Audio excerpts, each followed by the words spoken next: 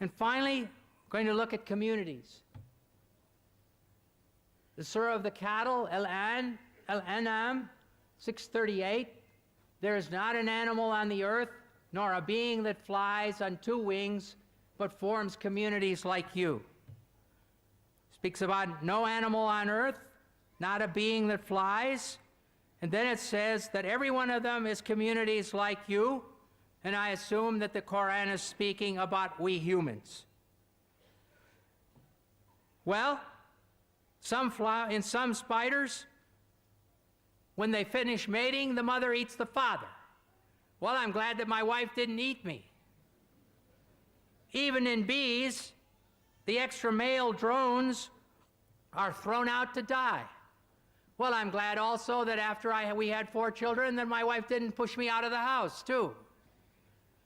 Finally, the lions. When a lion gets old, a male lion gets old, a young lion comes along and drives him away from his own wives. And the young lion takes over the wives. But what he does with the cubs of the old lion, he kills them all.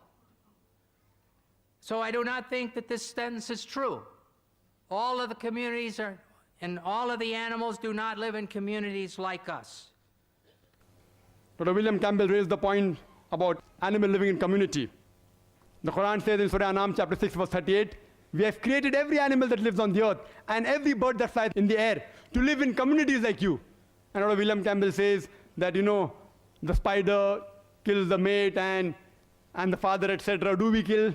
And the lion does that, an elephant does that. He's talking about the behavior. The Quran is not referring to behavior. If Dr. William Campbell cannot understand the Quran, that does not mean Quran is wrong. The Quran says they live in communities, talking about the animals and the birds live in groups, in societies, like the human beings. It's not talking about behavior.